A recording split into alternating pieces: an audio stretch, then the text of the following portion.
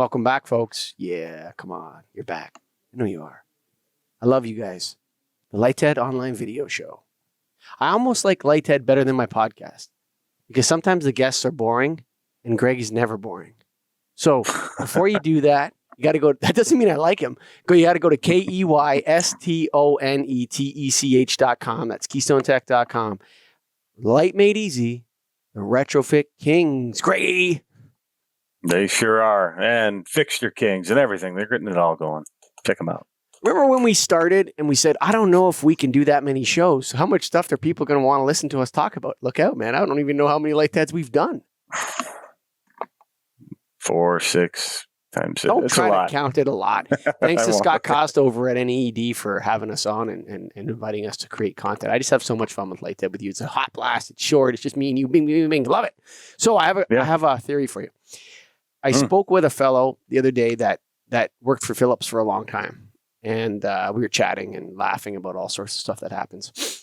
And then you ever hear of, I'm not going to say whose brand it is of lamp, but it's an HPS bulb.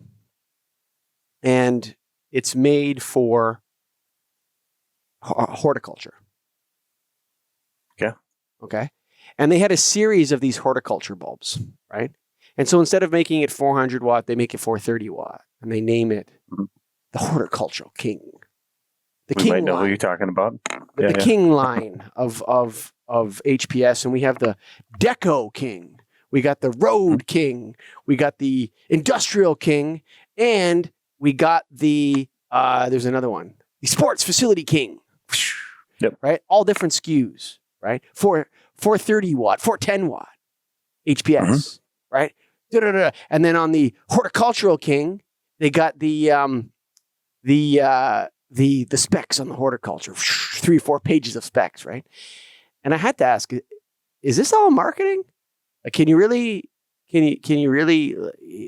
just trying to sell like a $20 HPS bulb for $100? Like, just be honest with me. I think it's that. You asked us. Yeah, no, I mean, I think I know the company. I'm pretty sure I know the company you're talking about, but yeah, I mean, it's trying to go the opposite of a podcast we recently talked about, where how we like the high pressure sodium. They're all the same. They're going the opposite and saying, all right, but what they're counting on, and they put their phone number on their bulb, is that you call and reorder that same exact bulb because nobody else has it. Yeah, it's a unique SKU, and once you sell it once, they feel they're locked into that fixture.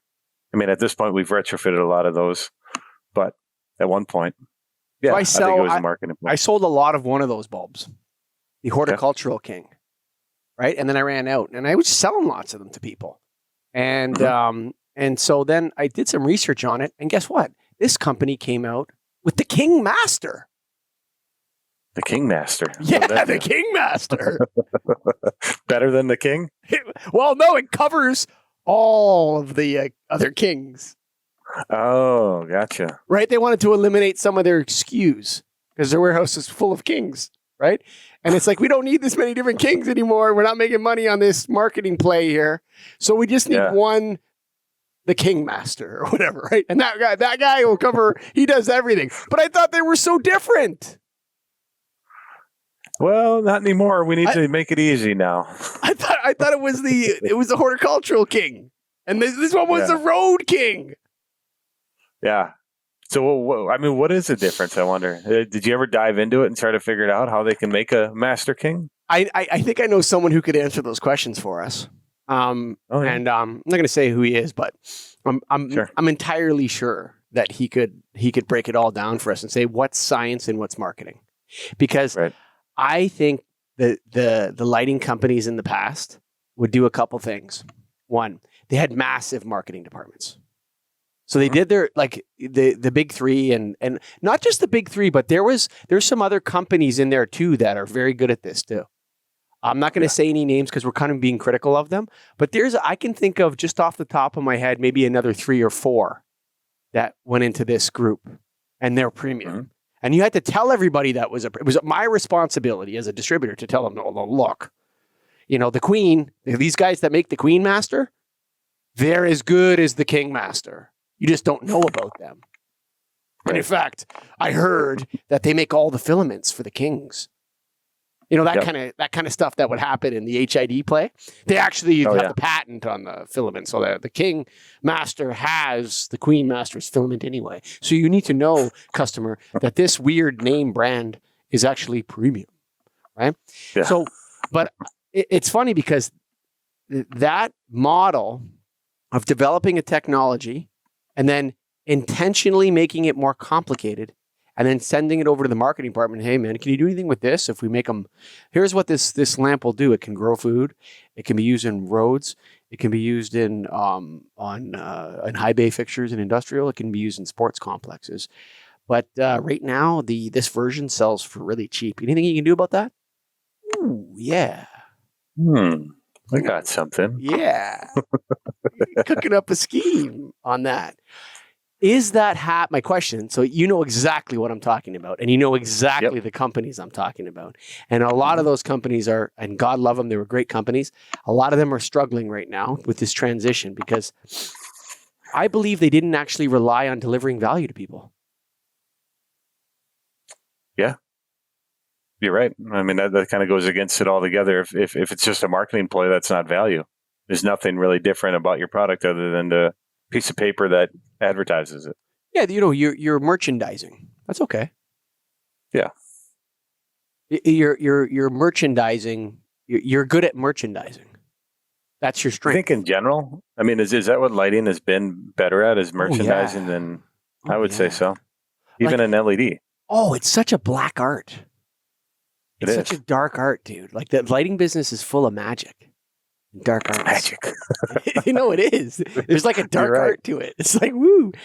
Even going back to like the old T12. Do you remember Paracube reflectors? Mm-hmm. Ooh, we got to get those Paracubes in there. Why? There's too much glare. There's too much glare. So eliminate it. Yeah, and then it causes seasonal defective disorder for everybody because there's no vertical foot candles anymore. But you remember the dark offices with the light coming right out of the trough and the walls are black. Yes. Yep. And you have those little Paracubes, and it's like, well, I can do a 3/4 inch by 3/4 inch aluminum Paracube. I got the deep cell parabolics here now. We're going deep cell, son.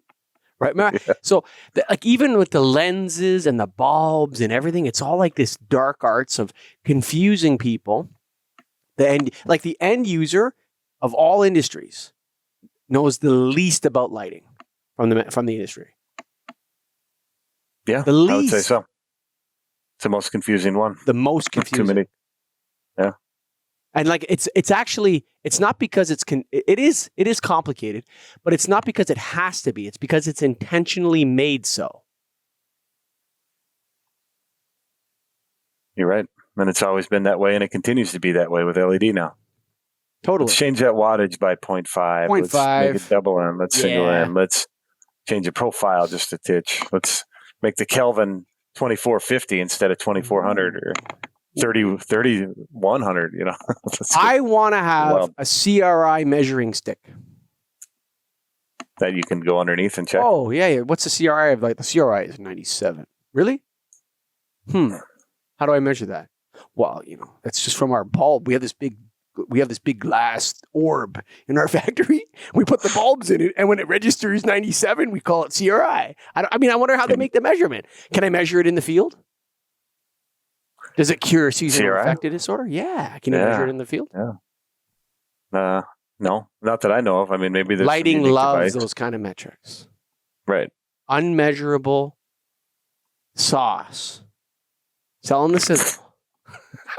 Sell the sizzle, baby. Put the sauce on there. Yeah. Yeah.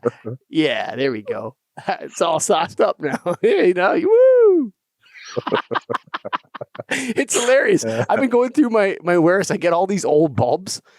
Long story. So I have a lot of legacy stock on weird stuff.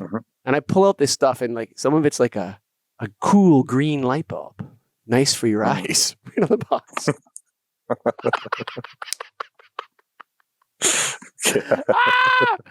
Oh man, just the marketing is crazy, man. Oh, dude. Chroma 50. Boom, 95 CRI. 5K 95 CRI. No, these are good lamps. Don't get me the wrong way. Some of the stuff was good. But the marketing, it just blows me away, dude. I mean, it really does.